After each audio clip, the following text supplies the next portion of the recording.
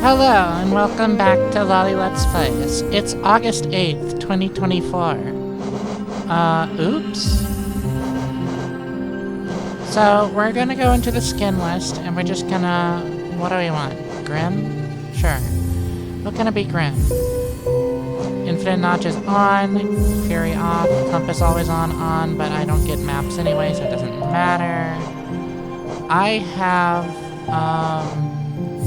new headphones today. We've got the Hi-Fi Man HE 560 V4, refurbished, $169. Plugged into my Emotiva A2M Mini Basics, which was $269. Also DACing into that was the SMSL SU10. I'm not going to mention how much that was. Anyway, that's the gear review. It wasn't much of a review except that I stated what the gear is. But this is my second ever planar headphone, and it's like a decade-old model that was $900 when they put it out. It's like a mid-level model for them, but now it's super discounted. Because that's just the kind of company Hi-Fi Man is. They gotta discount their old stuff, and then make their new stuff, you know, the proper value that they have or whatever. Capitalism or whatever. But they make really quality stuff. Like, extremely so. Like, I was using Verum 1 Mark II planars, and, you know, say what you will, but it is cool. One guy with connections, of some variety, at least in, you know, manufacturing or whatever. I don't know. Like, not connections as in, like, networking or whatever, but it's not literally one person doing every single step all by himself is what I'm trying to say. You know, that's not literally possible. You know, no one can make a pencil, etc. Yeah, no, I mean, I bought that in 2021, and it was $350, and thank you, DankPod, for the recommendation, by the way, even though you deleted that video. I downloaded your video before you deleted it. Or maybe you never deleted it, maybe it just went unlisted or whatever, but anyway, you did download it. Or maybe it's private, I'm not sure. But I've rewatched it many times. And anyway, while the Verum 1 is a planar magnetic headphone, and I'm not going to explain what that is, you'll just have to Google it. While it is a planar magnetic headphone, holy fucking shit. Like, the HE 560 might be $169 right now, but it's fucking 15 times the headphone that the Verum 1 Mark IIs were. Like, I finally feel like I'm getting the value out of my amp and DAC. Like, I'm not gonna give you any specifics about what it sounds like. It's just, I feel like I'm having my first audiophile moment. And I feel like I was trying for a while. Like, I have a HER9, I have Ibasso SR2, I have Mezi 99 Neo was my first. I had a Beyerdynamic DC990 600 I have an HD800 original model, actually Japanese version, because it's eBay. And I have a Grado SR80X, two of them actually. As per DankPod's suggestion, we did in fact use a splitter, and you know, it was cool. Two people can listen to the same thing together. Although nowadays, if I was going to accomplish that goal, I would not use a splitter, I would use 2 amps, so each person would be able to have their own volume control. And the splitter only really worked because it was the same model of headphone. If you put 2 different headphones in there, the volume is not going to be matched between them, and so one person will have it be a little bit louder, and the other person will have it be quieter. Like, splitting the DT990 600 ohm and the Grado AVX would be in this state. What else have I got? I'm looking over there. Oh, that's basically it. Oh, there was the Thai Audio Ghost. Yeah, that headphone sure existed. But other than the HD800, I didn't feel like I was getting any upgrades on my Verum 1 Mark IIs. It felt like I kept getting side grids. Like, these are all about as good as each other. Overall, HD800 has significant problems, and I just, my boyfriend will use it. And I don't have to use it, and it's great. It has, so it's like high-end, it's fun, but I don't actually want to listen to it. But it did make me aware of what a bit higher can do in technicalities-wise, like detail retrieval and resolution and stuff like that. Soundstage. So I could tell that the Verum one wasn't all that. And the 560 really is. Like, it doesn't have the soundstage of the HD800. It doesn't have fucking anything of the HD800, but it's planar magnetic and it's fucking good. Is this recording? I feel like I recorded something. It was, what the fuck was it called? It was that Dome Builder? I don't know. Dome Keeper? And I didn't actually record it. I thought I was recording it. It was my first ever run of Dome Keeper, and it's gone forever. Sorry. It was gonna go on the channel, but it was a while ago. Months ago, I think, at this point, perhaps? I'm not sure exactly when it was. Maybe it was just July. I don't know. Time passes weird this year for me. And also for everyone all the time, forever. Anyway, so basically, I just wanted to hear Hollow Knight again with this new headphone. I'm like, I love Hollow Knight's sound design. I love Hollow Knight's music. I would like to hear that, please. Oh, it's so open too. Like, even though I have this up loud, I can still hear my own voice very well. One of the things that I've found, I don't know if this is actually strictly factually true, I don't know, you can correct me if I'm about to say something that's actually just bogus, but I feel like high-end sound things that have a lot of detail retrieval, they trick my brain into thinking that it's louder than it actually is. Like, it's not drowning out my voice, right? If it really was loud, even though it's an open headphone, it would still be able to drown me out. Like, not being able to hear my own voice when I speak or whatever. And sure, it can if I turn it way up, but like, right now it feels like it's up. It feels loud, but I can still hear myself, so the sound pressure in the air clearly can't be that bad, you know?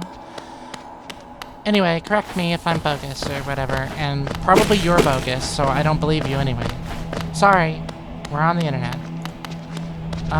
It's my right to not believe anything anyone says ever. As is yours. Hello, False Nightingale Champion, Mark -1. I have come to slay. See, I don't actually know how much Hollow Knight I wish to play right now. I guess I just wanted to, like, just hear it. And in that sense, maybe I shouldn't talk. Maybe I should make this even less of a display than it already is. I should just, like, listen.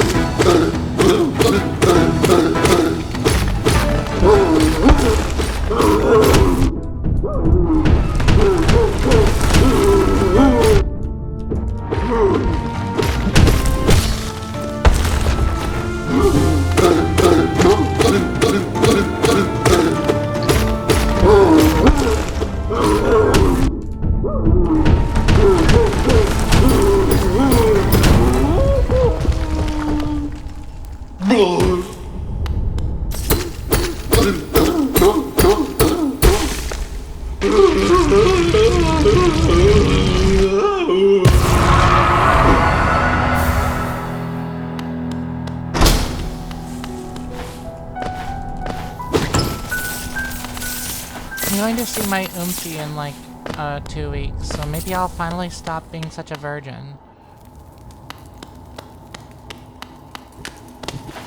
It's gonna be fun. What else do I have to talk about? I don't know. I watched episode 1 of Katana Gachiri moments ago, and by moments I mean like hours, minutes, I don't know, seconds ago, years. I mean, I've watched it many times, but like a decade in the past was that many times. Had. If you haven't seen it many times recently, then it's sort of like it is in the past. And oh my god, those fucking headphones are good for anime too. Like, their voices are Oh my god. For somebody who's like... Is it okay to say I'm intermediate at Japanese? Like, for somebody who's like a language learner... Oh, being able to hear it clearly! Oh! Enunciate! They're enunciating! My god. And Japanese is a fast language, and planar magnetics that are good are fast, and I'm finally, like, it's finally, like, fast. I feel like I might finally have a headphone that sounds fast. Like, the D880 probably is fast, but it doesn't sound fast. I don't know if it's that the planar magnetic sound is what I am associating with the sound of fast. Sounded fast. But the Verum 1 Mark IIs weren't even that fast, really. I mean, they were pretty fast, but there isn't another big of a deal. The HE560 Mark IV, much faster. And, yeah. And like, the mixing is so good now. It's like the mix can finally stand how it's probably supposed to stand. It feels like I'm in a fucking theater. It's like the voices are so clear. There's no frequencies that are like getting like boo boo boo, like muffly or like weird sounding. It doesn't hurt even though I have it up loud. But then they're not loud sounding. It just sounds clear. It just sounds like they're speaking normal. But then the music will kick in, and the music will actually be, like, super enveloping and, like, super, like, muscular and loud and, like, sort of in your face, but then not really in your face because, like, it's not attacking you. It's, like, it's not, like, triggering your fucking sensitivity, or it's not giving you a headache. But then the voices will still be completely fucking audible with, like, no change whatsoever in their level of audibility. Despite the fact that they're now, like, in a fucking mute sound space. They're, like, in the middle of a sound space that has now formed around them. Like, before it was just them, but now there's, like, a sphere of fog around them. But it's not fog, it's beautiful music. And, fuck. The anime itself is also good. You can really hear the acting, and you can really hear the voices. They speak fast. Like, they have a lot of text to get through. It's a 40-minute episode, but they still speak fast. Well, not... I guess not they. Togame speaks fast. Togame speaks fast. And the Maniwa guy. The fucking ninja guy. He speaks fast as well. He speaks so fast. That's like his thing, I think. It was just a delight. It was just a delight to hear him speak. You know? It's like, in the past, like a decade past, when I was younger, when I was like 19 or whatever. I just let myself get hit by that, yeah. It was like, sort of like, oh, there's so much text to read. Oh, and I'm the fast to read. But also I can, you know, hearing the Japanese and following along with Japanese as well. But like, oh, there's so much text to read. Oh, this is so wordy. Why isn't anything happening? They're just standing there. But it's like, no, dude. The music, the ambiance, the fucking acting, the fucking delivery of these lines themselves, it's so engaging and entertaining. And like, maybe you need the audiophilia bullshit in order for your brain to be feasting enough per moment to justify that level of sort of slow, they're just standing around talking. But, like, you really do become, like, just this satisfied mammal who has the fucking pleasure button. And you're just mashing that fucking thing, dude. That is the goddamn meaning of life.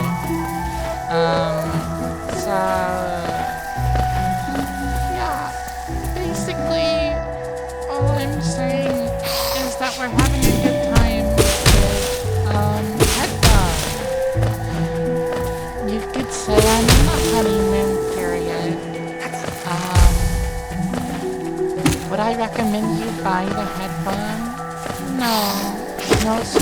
You can make your decision for yourself. There are so many headphones out there. Why don't you spend a few years sort of stalking the audiophile community and, you know, take a side and figure out for yourself what you're looking for. And I can't guarantee that this headphone, cheap though it is, will sound good on your laptop or computer or whatever amp deck you may or may not own. All I know is that it sounds lovely and wonderful in my current setup. So I can't even rightfully recommend this to you. I am not a haver of multiple setups.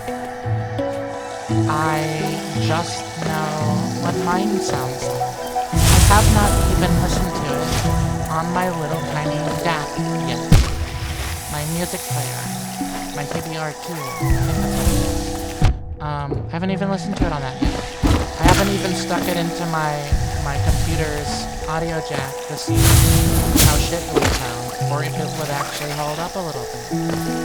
I imagine it'll probably hold up a little bit, but it will be like probably shit in comparison to what I'm hearing.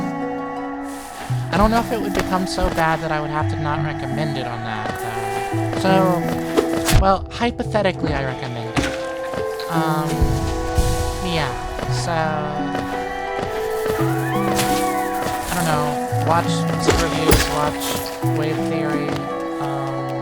There's also a guy... Oh, fuck, what's his name? I don't know. Fuck, sorry my guy. I forgot your name. Just Google Ultimate Susvara Review, and make sure it's the text one that's like... The scrolling on that page goes a long way. I would say that it's like 50 pages long, but it's not like... It's just one... It's the internet. It's one long vertical page. That guy. Read his reviews. Go to Headfee. Go to Super Best Audio Friends. Fuck it. Go to Audio Science Review. You know? Minecraft Audio. YouTube channel. Honest Audio. I don't know if it's probably a channel like that. There's a lot. Just listen. I am not the one to give you your first headphone that is good. However, if I am, then you're welcome. Anyway. Moving on. I finally got the Abandoned Zone achievement. As I suspected, you do have to return here after beating Hornet or whatever. I don't know if you have to beat Hornet. I don't know when the trigger is, you know, in the game, because I am trying. But anyway, you have to get far enough into the game that the boss, like, that fighting the boss is no longer an option. Goat's dead. And then you get the achievement for letting me. Yay. I love to let Zote die. And by love, I mean I've played this game over 200 hours. And I didn't have the achievement. I mean, I tried to get the achievement, but I kept this... I have ADHD, so, you know, I just kept forgetting to go back into that area. It's sort of out of the way. It's not on any normal path a seasoned player would take from point A to B. Because you're just gonna stack or whatever. You know, normally. So, I would just never return. In the course of playing normally, I would just never get the return to that area. So, I would never get the achievement, even if I did abandon him. Like, for real. Even if I legitimately abandoned his ass. I just didn't have the achievement. And that's basically all I wanted to say about that. Yeah, so, I guess we're gonna unlock this stack, because honestly, I want to go ahead and unlock the stack station, and go ahead and equip, Gathering Swarm, on account of, I love having Gathering Swarm equipped for as long as possible, as much time as possible, as early as possible. This is not as early as possible, because again, you know, I'm sort of playing the video game on autopilot at this point, you know? It's one of those things. It's not that big of a deal. Don't worry about it. Actually, I think I'm good for now. Thank you for joining. I will probably not continue this run.